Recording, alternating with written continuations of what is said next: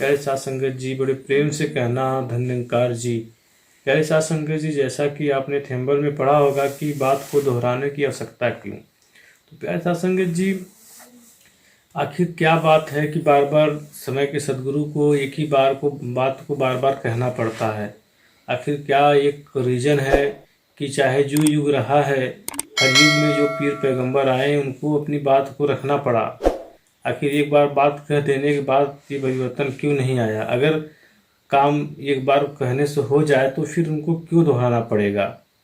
अगर सतयुग में ही समझ गए होते लोग, अगर पीर पैगंबर की बातों को सतयुग में ही समझ गए होते तो फिर क्यों अवतारी पुरुष जन्म लेते। फिर आरंभ सतयुग से ही होगा तो फिर लोग जाग गए होते, फिर समझ गए होते। अगले जनरेशन को फिर ये बातें बताने की आवश्यकता क्यों पड़ती।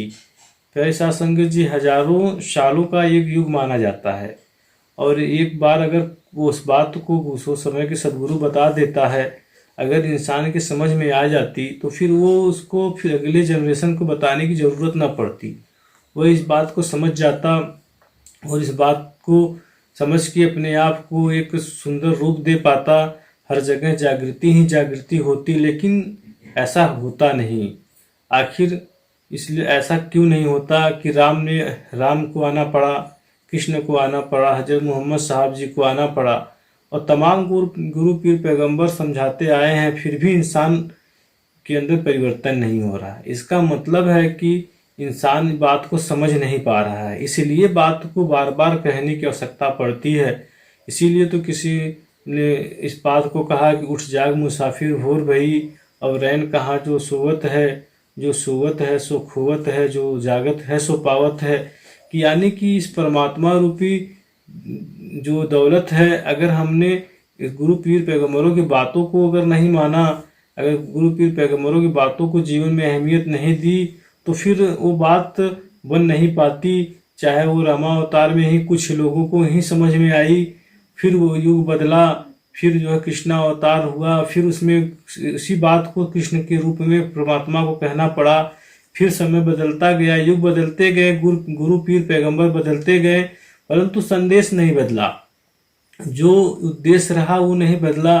वो उद्देश्य कि हर इंसान जो है इस परमात्मा को जानकर जीवन के वो जो पहलू जिसके कारण मनुष्य का जन्म हुआ, वो उद्देश्य की तरफ संत महापुरुषों का ध्यान हमेशा जिस पे रहा है, उस पे ही पीर पैगंबर जो भी युग रहा हो बार बार एक बात दोहराते चले आए कि इस बात को समझ जाए। परंतु इंसान की हैबिट की उस तरीके से है कि वो कहावत बड़ा फेमस है कि सरपंचों का फैसला सर माथे पर मेरा खूंटा तो वहीं रहेगा।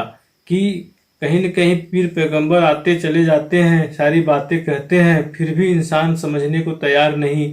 इसलिए बार बार ये बातें दोहराई जाती है कि हे इंसान, तू अपने मूल को जान जा, जिसके कारण तू आया हुआ है, तेरा वजूद जिसके कारण है, उस चीज को तू जानकर इस परमात्मा को जीवन में उतार कर जीवन को जी। इसीलिए बार बार समय एक बात को दोहरानी पड़ती है, बार बार आवाज उठानी पड़ती है पीर पैगंबरों को, समय के सदगुरु को। चाहे हमारी मिशन की ही बात कर लिया जाए तो बाबा बूटा सिंह जी महाराज का दौर हुआ, फिर उसके बाद बाबा अवतार सिंह जी महाराज, फिर बाबा गुरबचन सिंह जी महाराज, फिर बाबा हरदेव सिंह जी महाराज। तो इस तरीके से आप देख रहे हैं कि सविंदर हरदेव जी महाराज और अंत में माता सुदीक्षा जी का ये जो युग, बार बार एक बात ही तो कही जा रही, बाबा जी की वो समझ ही तो बता रहे हैं ना। कि वो बात एक हमारे मिशन के महात्मा कहते थे कि बुरा कहने से कहाँ किसी का हुआ है बुरा, समझ की फेर है वरना बुरा नहीं होता। कि बात ही तो समझ नहीं पाते, अगर समझ जाते तो फिर बात ही बन जाती। बाबा जी कहते थे ना कि समझ का फेर है वरना बुरा नहीं होता। तो बातें ही जो बार बार गुरु जो संदेश दे रहा है, कहीं न कहीं वो बात हमारे जीवन में आ नहीं पा रही है। क्योंकि समय रहते जो जाग गए, जिनके जीवन में उजाला आ गया और उसी उजाले के कारण सही दिशा की तरफ मुड़ गए, फिर उन्हें बड़ाई भी प्राप्त हो जाती है और आगे मोक्ष की भी प्राप्ति हो जाती है। क्योंकि उनको वो समझ आ गया कि किसके कारण जीवन में उजाला होना है, किसके कारण जीवन में शांति घटित होना है। जब ये बात समझ में आ जाती है तो गुरु पीर पैगंबर खुश होता है कि हाँ मैंने जो बताई है बात, वो बातें समझ में आती है। क्योंकि बाबा हरदेव सिंह जी महाराज कहते हैं सतगुरु देह का नाम नहीं है, सतगुरु होता ज्ञान है। सतगुरु को एक देह समझना भूल है, अज्ञान है। कि वो इशारा कि सतगुरु का वो संदेश ही जो है आपके साथ हर क्षण रहना है, ये संदेश ही आपके जीवन को सुधारेगा। जब हम इस संदेश को, गुरु की वाणी को समझ जाते हैं, तो ये पीर पैगंबर जो आते हैं उनका आना जो है सारे संसार के लिए, कहें सतगुरु आता है इस जग में सुखिया करने कुल संसार, कि सारे संसार को सुखी करने के लिए परमात्मा आता है। और इसमें सारे जिन ने भी गुरु की वाणी को समझा, जिन ने इसके रहस्य को जाना, वो इस जीवन को आनंदमय तरीके से जी रहा है। इसी बात को श्रीमद् भागवत गीता में भी कहा गया कि जो जिस भाव से मुझे भजता है, जिसकी जैसी जैसी भावनाएं होती हैं, जो जिस रूप में मुझको भजता है वो उस रूप को प्राप्त होता है। परंतु जो मुझ तत्व को जानकर मुझको भजता है वो निस्संदेह मुझको ही प्राप्त होता है।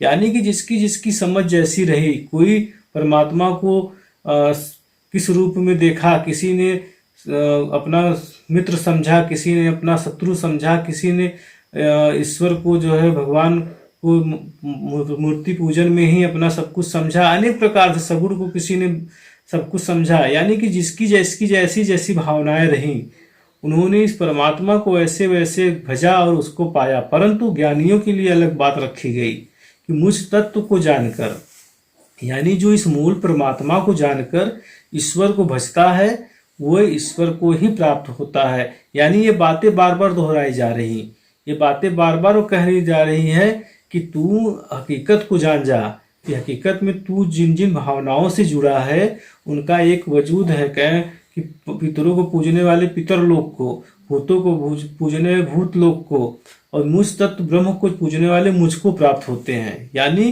कि जिसकी जैसी जैसी भावनाएं हैं वो वहां तक जाता है, परंतु इस परमात्मा को जानने वाला इस परमात्मा को ही प्राप्त करता है। इसलिए समय का सद्गुरु जब आता है तो अपने भक्तों को ये बताता है कि ये बातें जो तू अभी तक जिसके रहस्य को नहीं जान पाया, तू आखिर अपने वजूद को नहीं जान पा रहा है, तो जब समय का सद्गुरु आया तो इसी बात को दोहराया हमारे जीवन में। जो मैंने करार कर लिया था, जो इस संसार में आने के बाद अपने आप को भूल गया, तो गुरु जब आया तो इसी चीज को बताया कि तू अपने इस मूल को जान के अपने जीवन को आनंदमय बना ले।